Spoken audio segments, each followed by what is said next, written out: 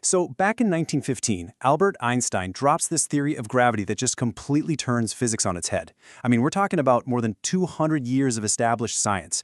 And it wasn't just some new math, it was a totally new, radical way of looking at the entire universe. So yeah, let's dive into this incredible idea, general relativity. Hear it all the time. It's called the most beautiful theory in physics. But what does that even mean? What makes a bunch of equations beautiful? Is it how simple they are? How well they predict things? In this explainer, we're going to break down the core concepts of general relativity and, see for ourselves what all the fuss is about. All right, so to really get what Einstein did, we've got to rewind a bit. We need to start with the absolute giant of physics, the man whose shoulders Einstein stood on, Sir Isaac Newton. For more than 2 centuries, Newton's law of gravity was the undisputed champion. It described this invisible force that acted instantly across any distance, keeping planets in orbit and our feet on the ground. For all intents and purposes, it just worked. It was rock solid. But here's where Einstein just changes the entire game. For Newton, gravity was a force acting through space, right? Like some invisible cosmic rope. But Einstein comes along and says, no. Gravity isn't a force in space-time at all. It's a feature of space-time. That is a monumental shift in thinking. But, for all its power, Newton's theory wasn't quite perfect. Astronomers had been scratching their heads over this tiny little problem with Mercury's orbit. Its path around the sun was shifting, precessing, they called it, just a little bit faster than Newton's math said it should. It was a tiny crack in a massive wall, but it was a crack. So how do you get from a planet's weird wobble to a whole new vision of the cosmos? Well, the journey for Einstein didn't start in some fancy lab. It started in his head, with what he later called his happiest thought. Okay, so let's try this thought experiment together. Just imagine you're in a sealed room, a box, no windows. You take out a ball, you let it go, and you watch it fall straight down to the floor. Pretty simple, right? But here is the million-dollar question. How do you know why that ball fell? Are you just sitting on Earth and gravity pulled the ball down? Or are you in a rocket ship way out in deep space, accelerating upwards so fast that the floor just rushes up to meet the ball? And this is where the genius lies. Einstein's big realization was, there's absolutely no way to tell. From inside that box, the feeling of gravity and the feeling of acceleration are completely, totally, 100% identical. And this profound idea became a cornerstone of his new theory. It's called the equivalence principle. The main takeaway here is, if you can't tell the difference between the effects of gravity and acceleration, maybe, just maybe, gravity isn't a force at all. Maybe it's something fundamentally different. And this principle, this idea that gravity and acceleration are really just 2 sides of the same coin, it led Einstein to a conclusion so stunning, it would completely rewrite the rulebook for the universe. I love this quote from the physicist John Archibald Wheeler because it just nails the core idea. Space-time tells matter how to move, matter tells space-time how to curve. It's this beautiful 2-way dance. The stuff in the universe shapes the stage, and the shape of the stage tells the stuff how to move.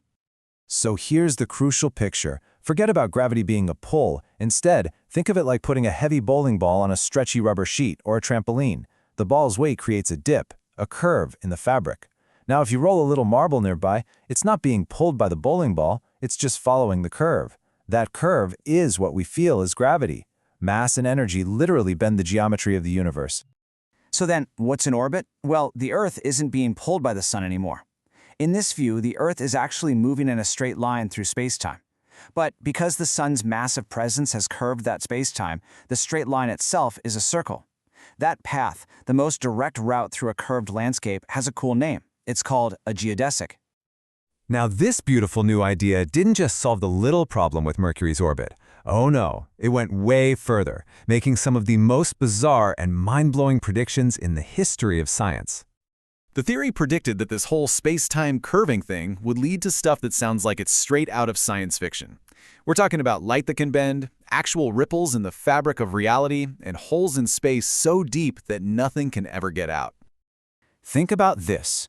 If space-time itself is curved, then everything traveling through it has to follow that curve, and that includes light. So a huge galaxy can act like a giant cosmic magnifying glass, bending the light from things behind it. And this wasn't just a theory.